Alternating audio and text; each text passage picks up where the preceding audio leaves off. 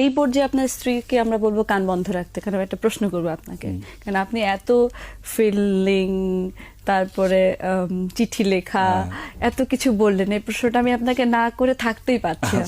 That is, আপনি প্রথম প্রেমে পড়েছেন কত সনে এবং কোন বয়সে, সেটা একটু জানতে চাই।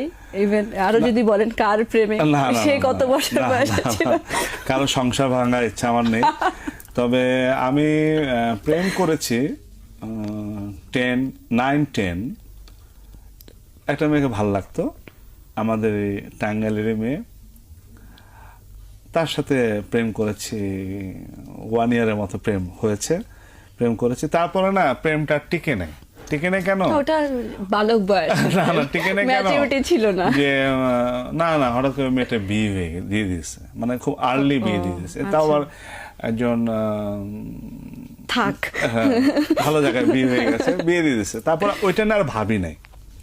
কিন্তু স্কুলে বা কলেজ লাইফে যে ফিল্ডিং যে মেরেছি, মেয়েদের সাথে দুষ্টামি করেছি, ফ্রেন্ডশিপ হয়েছে, কিন্তু সিরিয়াস কোনো পর্যায়ে যায়নি। যে এই শুনো, আমি তোমার ছাড়া বাঁচবো না, আমি তোমাকে ভালোবাসি, জানো কাল ঘুম হয় নাই সারা, এটা এই ধরনের না, এই ধরনের ল্যাঙ্গুয়েজ ইউজ করে নাই। খালি এটা বলছি, তোমাকে ভালো লাগে, তোমাকে ভালোবাসি, বাস।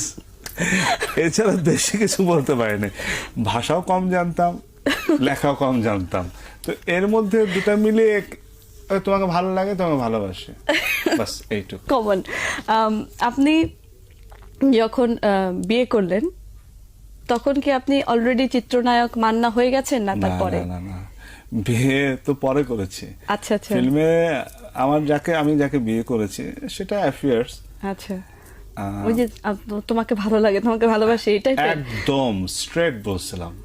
আচ্ছা, শুনেন, আপনাকে আমার ভালো লাগে, আপনাকে আমি ভালোবাসি। তখন সে আমার দিকে তাকিয়ে সে ফিল করেছে, এখন বলে 3rd ক্লাস ছেলে, এটা কি বলে এভাবে। তখন আমি তাকে বলছি যে না, মানে চিত্রনায়ক মান্না আমাকে কি বলছে? না, চিত্রনায়ক হইনি আমি। না, মানে ফিল্মে ঢোকা ভাব।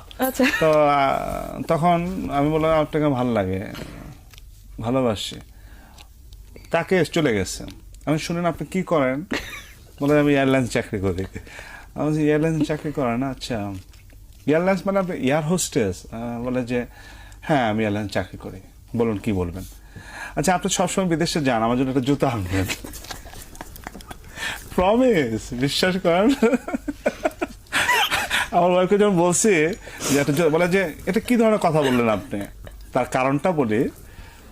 আমার ওয়াইফও ফিল্মে আসছিলেন।